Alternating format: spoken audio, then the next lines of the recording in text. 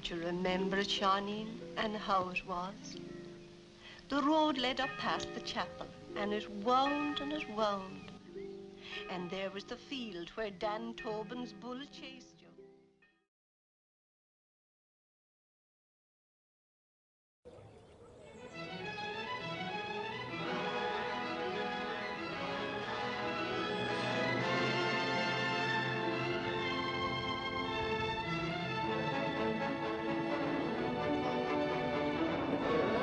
Now, just here, folks, is where the scene in the fair day was held. He sold the crossbreds. He's up the hill there about 200 yards.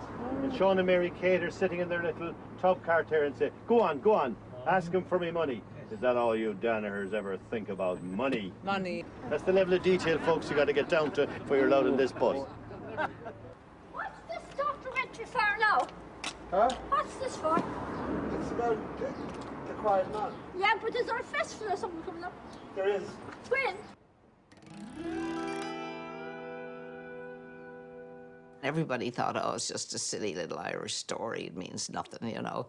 And it was John Wayne worked for a studio called Republic Studios, and the head of the studio was a man called Herb Yates. And Herb Yates read it and said the same thing. It's a silly little Irish story. It'll never mean anything. Making films is a piece of pie. It's just a job of work. This is my business, my profession. It's a way that I support my family. I love the business. I like the people. I am not what is called a career director.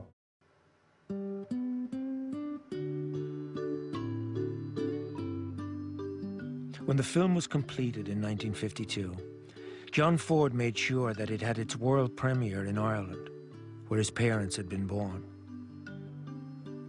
Ford considered himself a journeyman director. He rarely even chose the subjects of his own films. But there was something about The Quiet Man that made him spend almost 20 years trying to get it made.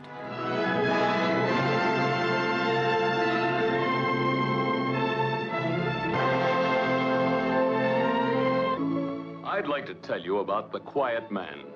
He's John Wayne in a picture you'll soon be cheering. It's the story of Sean Thornton, a right-intended man who came from America to forget his past in Innisfree. There he met a fiery red-headed lass, and the village marriage broker went to work. You just feel that Ford's heart is in this picture more than in any other picture he ever made, I think. He never made a film remotely like it. Nobody ever did. That's a pretty bonnet you have on. Bonnet? Don't you be talking to me about bonnets. After leaving mine stuck up there like a... Easy now. Have the good manners not to hit the man until he's your husband and entitled to hit you back. We just listen to it, and it sounds like music. You see, and that film is filled with it. The Quiet Man, it just is filled with it. But it's very important that particularly, I don't know, outside of Ireland or whatever, but particularly one understands the nature of tribal life.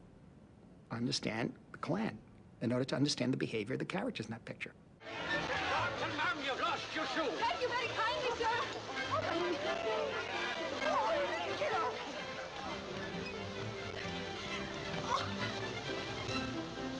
He caught her by the hair and he dragged her.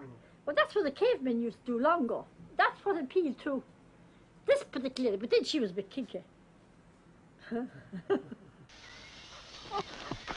You can take your sister back. It's your custom, not mine. No fortune, no marriage. We call it quits. The Quiet Man, as it came out, is a permanent way, really, in John Ford's career of saying about all the other films, and I mean here The Grapes of Wrath, and I mean here How Green Was My Valley, all the so-called great films, the ones that are shown in film societies, I'm not that John Ford. I remember where I came from, and I remember the values of where I came from, and I've made a film to show you what those values are. It will survive me, and it has. Well, I don't know of any other films that were ever made that involved so much of a family that were all in love with the one thing, Ireland. You know, it was a love affair.